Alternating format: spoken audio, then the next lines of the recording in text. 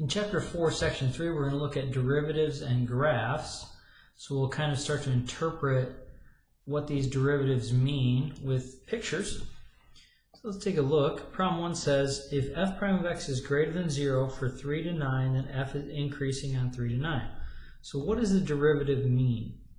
So let's draw a graph here, and we're going from 3 to 9. X is 3 to 9, and it says the derivative of x is greater than 0. If the derivative of x is greater than 0, that means f, the function, is increasing.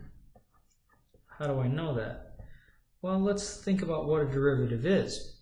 So if I believe that this function is increasing, going something like this, the derivatives would all have positive slopes. So if I take a derivative, which is the slope of the tangent line, at any of these points, you will see that those slopes go up and to the right, which means they're positive. And we see that the graph is increasing. So this one is true. So f prime of x at any point in here between 3 and 9 is bigger than 0. Now conversely, the opposite is true. If they told us from 3 to 9 the derivative was negative, that means the graph has to be decreasing. So this one was increasing. Derivative is positive. This one is decreasing. Derivative is negative. And you can see that if at any point you find the slope of the tangent line, it is down and to the right, which is a negative slope. So that'll be a theme for today, is we will look at, is the derivative positive or is it negative, and then we will know that the original function is either increasing or decreasing. So let's look at 2. 2 says, determine whether the statement is true or false. There exists a function f such that the function is greater than 0. So that means it's above the y-axis. It's just positive. It's in the northern hemisphere of the xy graph. So we know by the first piece of information that the graph is somewhere in this space up here. What else does it say? And the derivative is less than 0. So this says that the f is decreasing.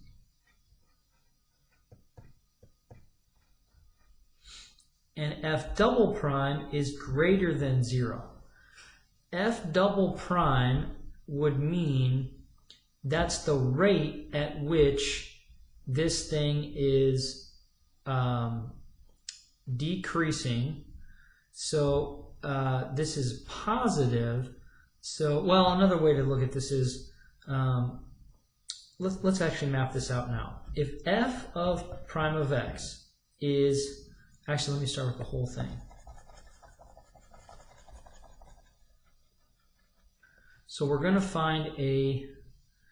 set this up as if f of x is bigger than 0, that's above the x-axis. Above x-axis. Yeah, I wrote y-axis here. It should be x-axis. Okay, and then if f of x is less than 0, that's below the x-axis, so it's negative. Now what if we have derivatives? The derivative of x is bigger than 0. That means f is increasing. So it's going up and to the right. If the derivative of x is less than 0, that means f is decreasing. So it's going down and to the right. We're always going left or right. It's either going up, increasing, or going down, decreasing. Now, if f double prime of x is greater than 0, we say that f is concave up, which means it looks like a bowl. And if f double prime, the second derivative, is less than 0, we say that f is concave down, or it looks like an umbrella. Okay, so with those 3 pieces of information, we can get a very good sense of what this curve is going to look like. So we know it's above the x-axis, we know that it's decreasing, and we know that it's concave up. Looks like a bowl. So I could draw this like, as I go left to right, it has to be going down, but it might be slowing down as it goes to the right, so it's concave up. It looks like a bowl. Okay, and that satisfies all those 3 conditions. So we say, could there be such a function that looks like this? Sure, we're going to see lots of functions in this class, and that would be one that we might see. So this is absolutely something that could occur, so this is true. And this right here, if we, this is going to be what we kind of try to pin down today and try to fully understand that, and we're going to expand on this as we go, but this will be our first introduction to how these derivatives show up in the graph of the function f. Okay, 3 says if f is even and f is differentiable, then f prime is even. So classic even functions are things like x to an even power. They're symmetric about the y-axis. So this is a classic even function. And it could be, let's just use x to the 4th for this example. So that's our function f. Well, what would be, so let's write it as the function f.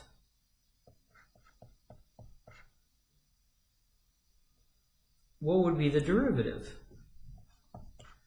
Well, the derivative would be bring the 4 down, subtract 1 from the 4, would be 4x cubed. Well, what does that look like? 4x cubed is, so notice the difference here. We call it an even function because this power is even. I mean, more generally, it's symmetric about the y-axis. That's actually why we call it even. And this one is odd. It's an odd power. And it's going to look something like this. It's going to go down and to the left and up and to the right. This would be y equals 4x cubed. Well, this one is not, this is y prime. This is not even. So just because we have an even function does not mean its derivative will be even. In fact, if it's a polynomial, most cases are going to be, it's going to flip-flop. So it's going to go from even to odd. Now, what's interesting is if I take the second derivative of this, that is even function. So if I take y double prime, we get back to 12x squared, which looks like another symmetric bowl. And that is even. So it's going to kind of flip-flop by the nature of the power rule of derivatives. So, but the way they state it here, if f is even, f prime is even, no, that's not going to be necessarily true. So that would be false for number 3. 4, another true-false, but these true-false questions, I don't usually assign true-false, but these do make you think about the nature of derivatives, so they're pretty good. So if f is periodic and f is differentiable, then f prime is periodic. So let's do a periodic function that we should be familiar with. So let's just take y equal to, let's just do cosine x. So it's going to go from 0 to 2 pi. Actually, I mean, the whole point about periodic is that it repeats.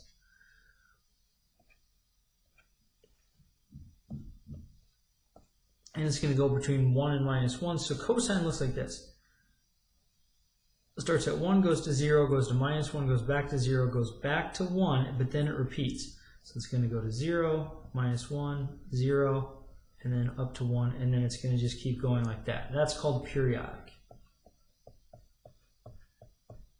It has a period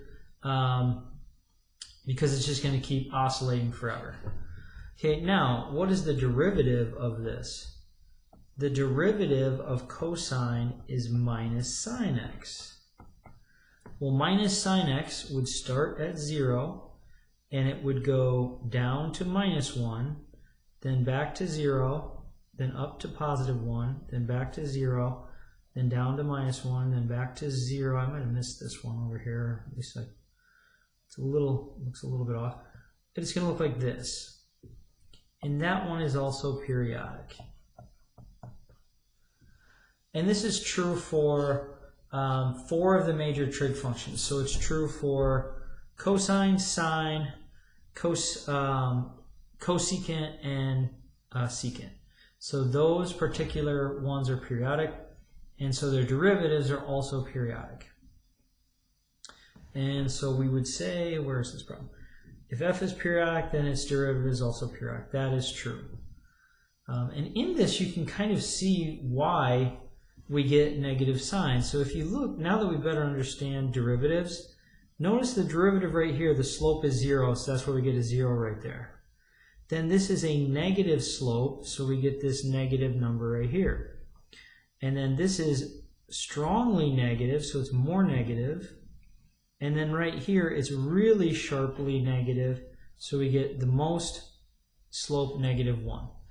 Now they start to get less negative until it becomes 0. So we're going to have less negative. Oh boy, these should have lined up. I didn't do that very well. Those 2 points should line up because this slope is 0 and this derivative is 0. So you can actually kind of see if you map out these derivatives, these lines, 0, negative but not too bad, getting more negative, super as negative as it can be, -1, and then it gets less negative, flattens back out at 0, and then it's going to repeat. So this slope is now positive. So it's positive and more positive, so more positives. The most positive, so the most, boy, I really messed up that curve. Didn't match them up at all. But that's what it would look like. Okay, so that's 4. Okay, 5 is going to put this these two ideas together of derivatives and increasing and decreasing functions. So they give us a function f of x equals 3x4 minus 8x3 minus 210x squared plus 2. And then they're going to take the derivative right away. So this is going to be 12x3 minus 24x squared minus 420x, and then the plus 2 would go to 0. And then we're going to set this equal to 0. I'm going to do this a little differently than how they have it, just because I think it makes it a little simpler. First thing we're going to do is divide everything by 12. So it turns out that all of these numbers are divisible by 12, and we're going to get the derivative function is x cubed minus 2x squared minus 35x equals 0. Then we're going to notice there's an x in every term, so we're going to factor that out. And then we're going to notice that you can factor that bubble into x minus 7 and x plus 5. So the factors of 35 that add up to -2 are -7 and 5. They multiply to the -35 and they add to -2.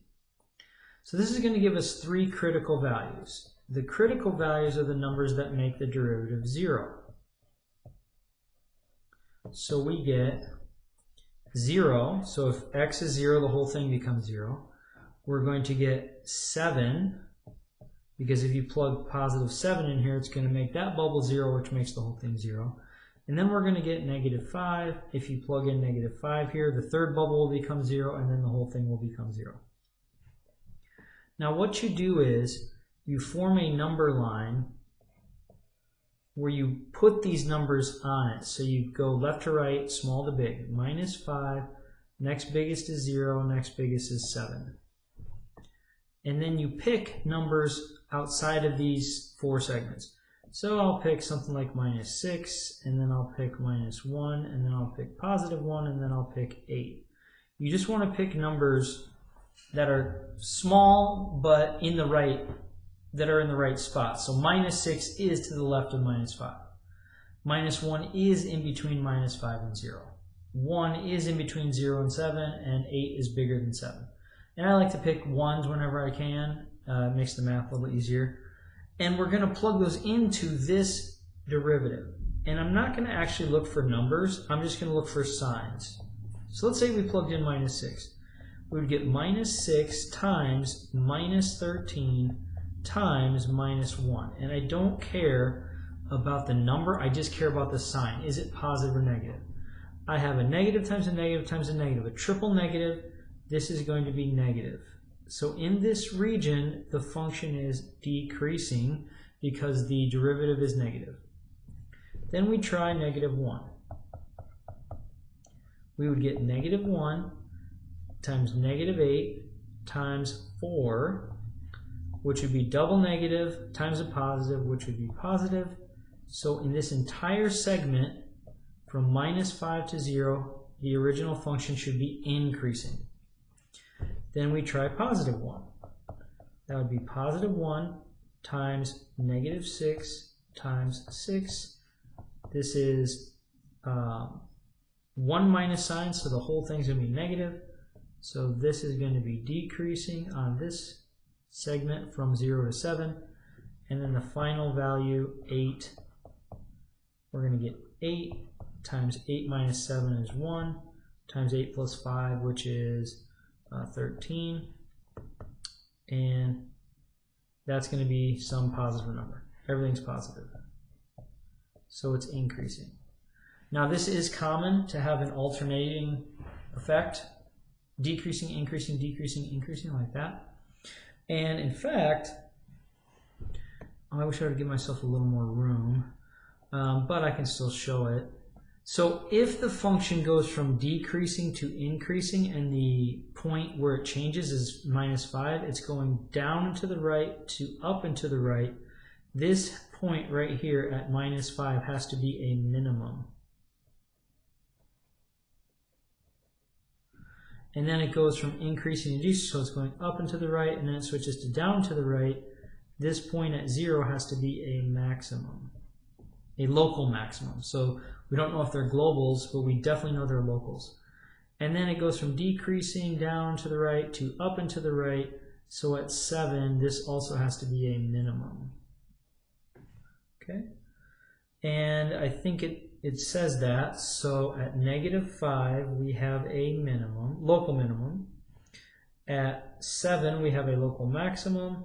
And at 0, we have a local maximum. And then the last thing is to actually find those numbers. So you're going to have to plug in, and I'm not going to show this, plug in these 3 numbers into the original equation to actually get what are the minimums and maximum values. So you'll plug in minus 5 into the original function, this one up here. It's going to take some careful calculator work to get that right with the powers and minus signs. But if you do it, you should get negative 2373. Then plug in 0. That one's easy. Every x term goes away. You're left with just positive 2. Then plug in positive 8. Not positive 8, positive 7. Be careful. 8 was the number I picked. You want to pick the actual critical numbers, critical values, the values that make the derivative go to 0. And if you do that, you should get negative 5829. And you can see these large negative numbers, in this case, are minimums, and this positive number is a maximum. So that's everything in problem 5, and this is pretty common approach. We'll use this more than once. This is how we will kind of break a function down, especially like a polynomial like this. And this is a degree 4 polynomial. This would be pretty hard to plot, but we have a pretty good idea of what it's going to look like just based on these critical values. And they did it a little differently than me, so they actually broke this into the 3 terms. So they came in here and said, okay, and they didn't divide by 12, so they have 12x here. So there would have been a 12x there, but it doesn't matter. They said, what if that's negative? And then what if x minus 7 is negative? So they Yeah, I don't necessarily like this table approach. It will give you the same result. I like the number line where you can visually see, okay, I picked -6, and then I plug that in and I just look at track pluses or minuses. They're doing the same thing, tracking pluses or minuses, but it's not clear what number they pick. They said, oh, just pick a number smaller than -5, but they don't tell you what number to pick. So it's up to you which you prefer. That would be problem 5. Okay, in problem 6, they give us a graph, and then they're going to ask us, okay, what's going on here? So it says f prime of x is greater than 0 from -infinity to 2. X is 2. So if you look very carefully, right here, this point is a maximum, and all of these derivatives are up and to the right, up and to the right, up and to the right, until here, boom. First off, at this point, the derivative is 0, and then they start going negative. So up until this maximum point, all the derivatives over here are negative, and then after the maximum point, all these derivatives are positive. Oh, I got that wrong. I should swap that. These are positive over here, and they're negative over here. So these little green dashes I wrote are up and to the right on the left side, and down and to the right on the right side. Okay, so that's what 1 says, so we can see that on the picture. Then it says f double prime is bigger than 0 from -infinity to -4 and 4 to infinity, and it's negative from -4 to 4. Okay, so this one we got to redraw completely. So what this is saying is concave up versus concave down. So if you look, let's see here, they want us to go to 4. So right here, this is called an inflection point. And an inflection point is where the second derivative of the function is equal to 0.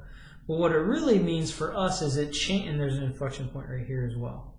So those are 2 inflection points. The second derivative is 0. But what it's going to mean for us is it changes concavity. So it's going to go from concave up, like a bowl,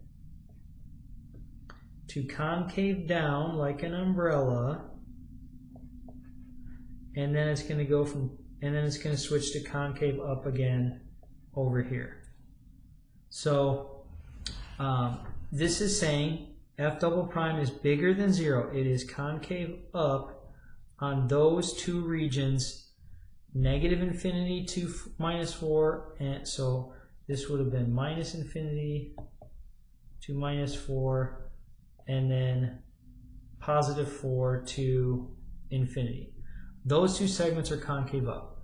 And then it's concave down, second derivative is less than 0, in between -4 and 4. And that's what it looks like, is this bowl versus umbrella versus bowl kind of shape. Okay, then condition 3 states the limit as x approaches -infinity of the function is -2. So if you look at this thing, as x goes more and more negative, it is flattening out along this line, which is y equal to -2. Similarly, up here, this is flattening out like this, approaching the line y equals 0. And those are called horizontal asymptotes.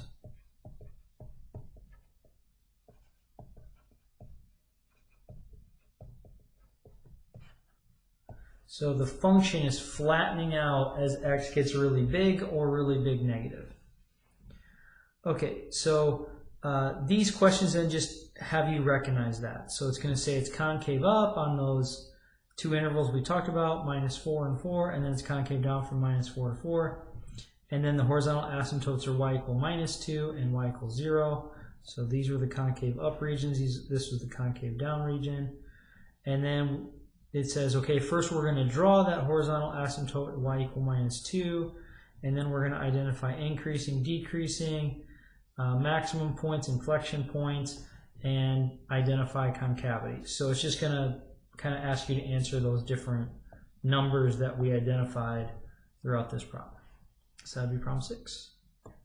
Okay, problem 7 is going to say, suppose f double prime is continuous on minus infinity to infinity. If f prime of 1 equals 0 and f double prime of 1 equals minus 1, what can you say about f? So we have some function at 1, and it says the derivative of 1 is 0. So at this point we have a curve.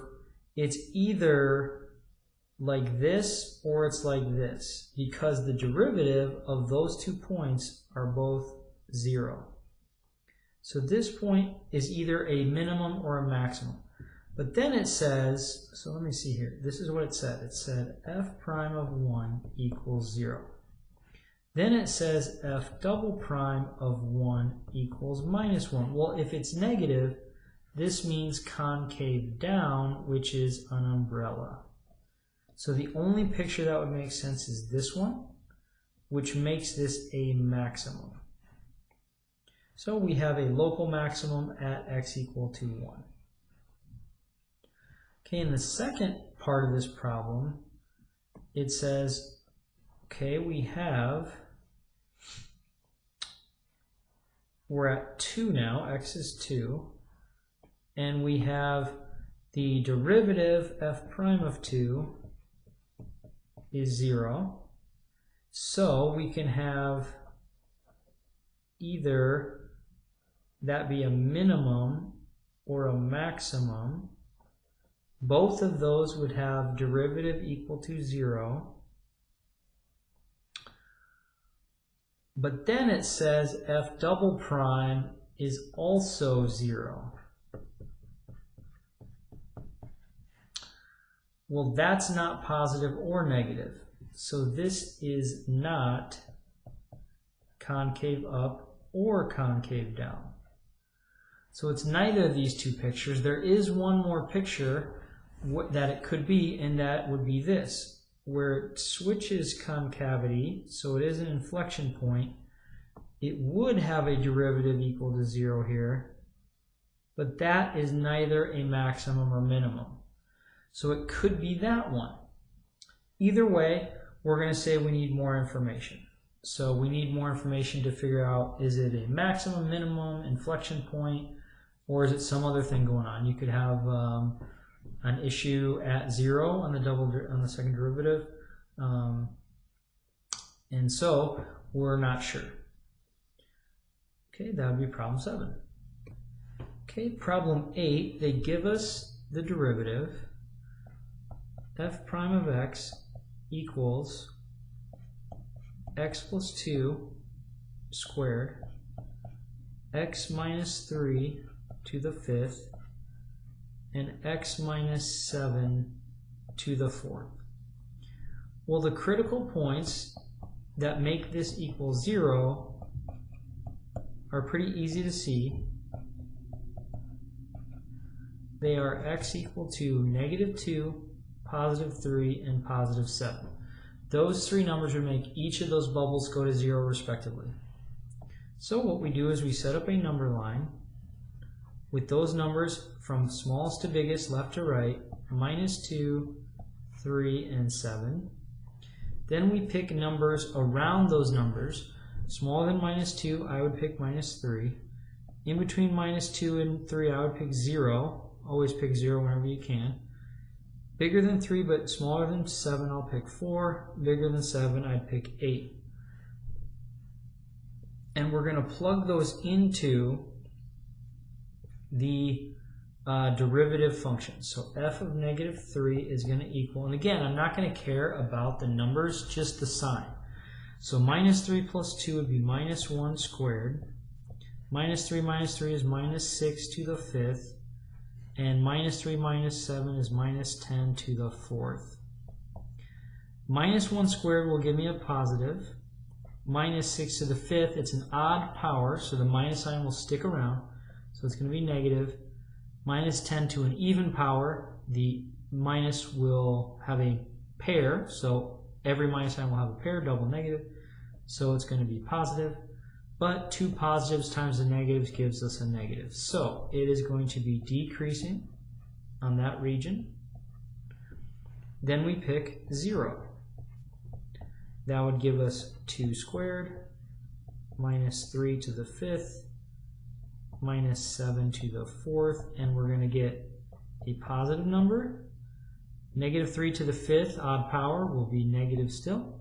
Negative 7 to the even power will be positive, and it's the same analysis. This is going to be negative, so this is also decreasing on this interval. Then we pick 4. It's going to give us, let's see, 6 squared, 1 to the 5th, and 4 minus 7 is negative 3 to the 4th. This will be positive, positive, positive. So 3 positives make a positive, which means this is increasing on this region. Last number, plug in 8 into the derivative function. We would have 10 squared, 7 fifth, and 8 minus 7 is 1 to the 4th. Those are all going to be positive, which means the overall region is positive, which means it is increasing. So this function is decreasing all along this left side until it gets to 3, then it switches to increasing. So we have a local minimum at 3, and it's going to look like that. But then this asks, what is the interval for increasing? Well, the interval for increasing starts at 3, and intervals you don't need brackets or anything, or you can use parentheses. It goes from 3 to infinity, so we'll capture that with parentheses 3 comma infinity. That would be problem 8. Okay, problem 9 gives us a graph of a population of yeast cells in a new laboratory culture as a function of time from t equals 0 to t equals 18 in hours as shown. And so basically you start with 0 yeast cells, and then they're going to start to grow. They're going to grow slowly, and then they're going to start to explode. So they're going to start to really grow. But then as the yeast cells take up, what do they put this in? Some kind of culture. As they start to take up the culture or the petri dish, they're going to run out of room. So they're going to actually start to decrease their population growth. Okay? And this is kind of a classic curve called a logistic curve.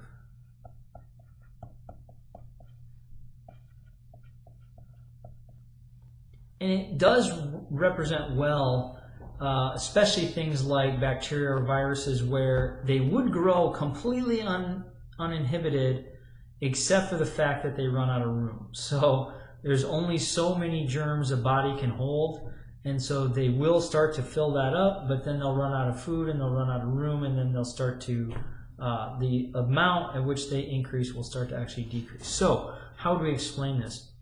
The rate of increase is small. So, you have a few cells of this yeast in the culture, but then they start to double and double and double, and they get bigger and bigger. So they get larger. The rate is getting larger until it reaches a maximum about t equals 8.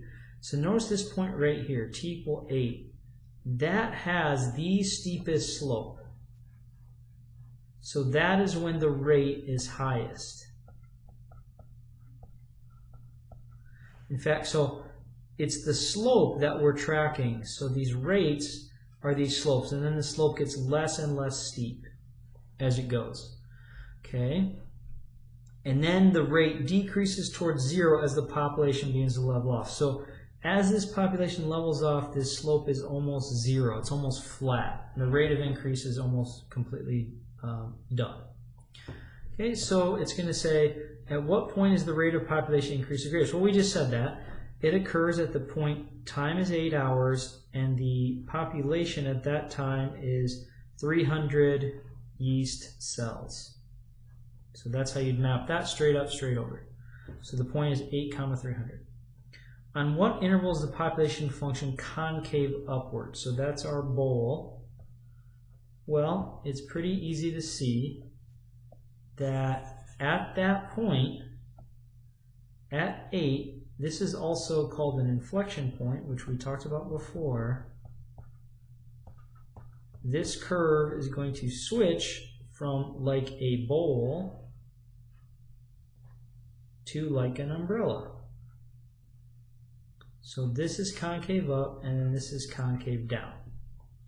and we can see that it's concave down like this umbrella shape from 8 until 18. So it's going to go from 8 until when the curve stops at 18, and this one's going to go from 0 to 8 for concave up.